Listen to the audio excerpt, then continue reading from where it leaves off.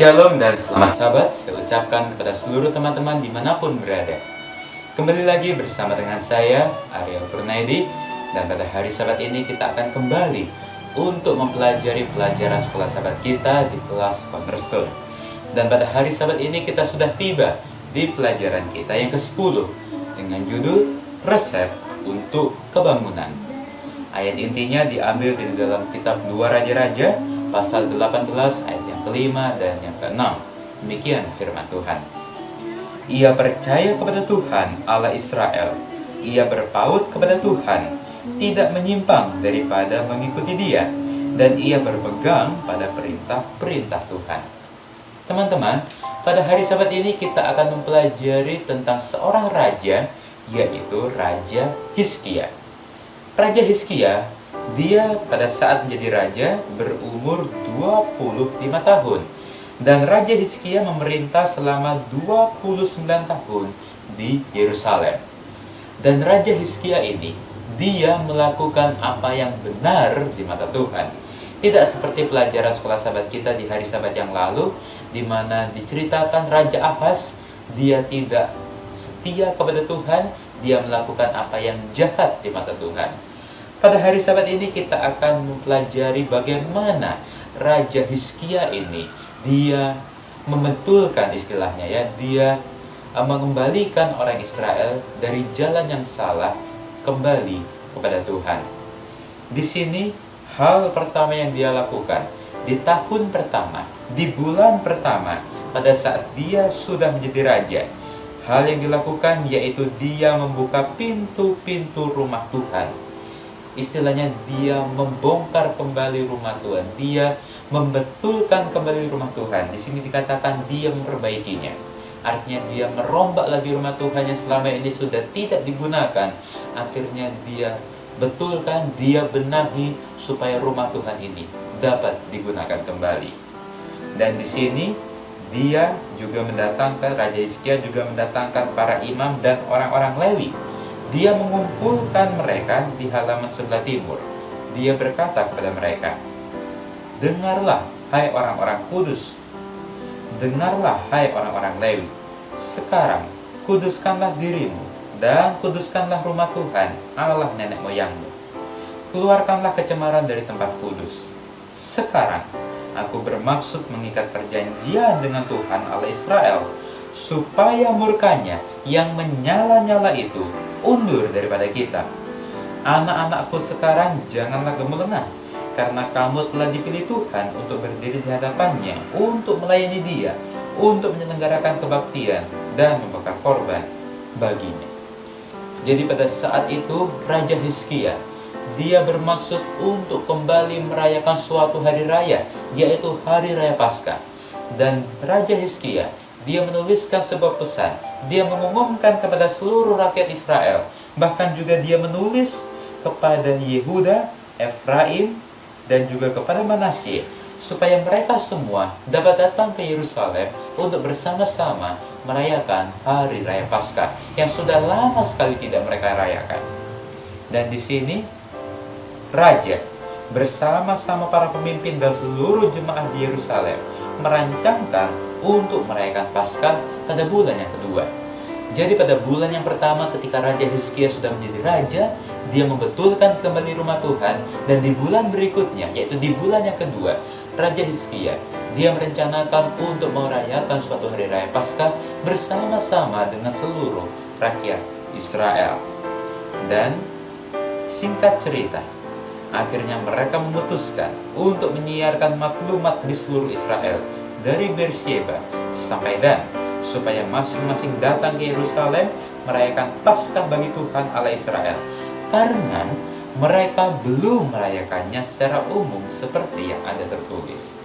Jadi tibalah saatnya di bulan yang kedua, berkumpullah di Yerusalem banyak orang, suatu jemaat yang sangat besar dikatakan, untuk merayakan Hari Raya Roti Tidak Beragi pada bulan yang kedua.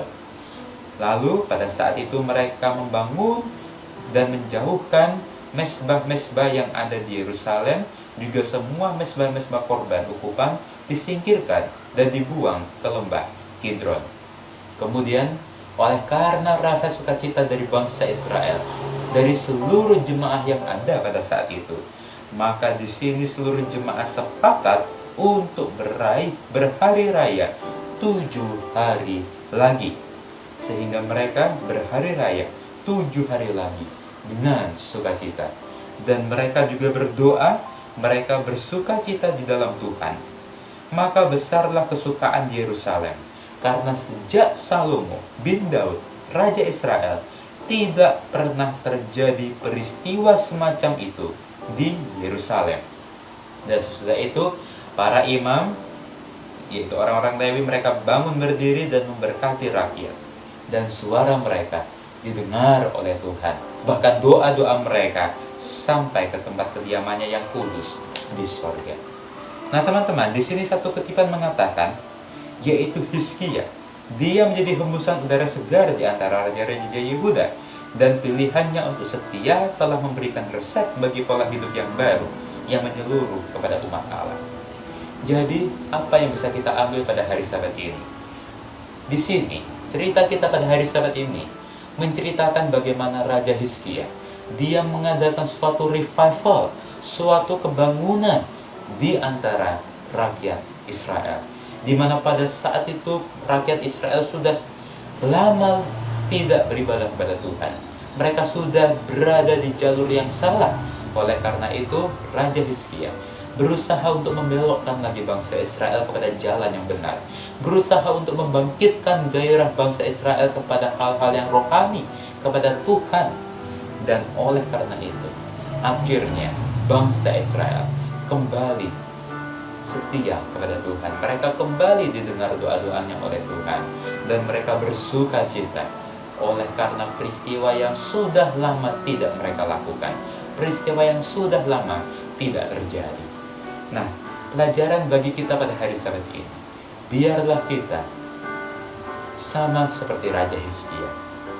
Ketika Raja Hizkia dia melihat bahwa bangsa Israel sudah jauh dari Tuhan, sudah tidak setia lagi kepada Tuhan, sudah undur daripada Tuhan, maka Raja Hizkia berusaha untuk mengajak mereka kembali beribadah kepada Tuhan.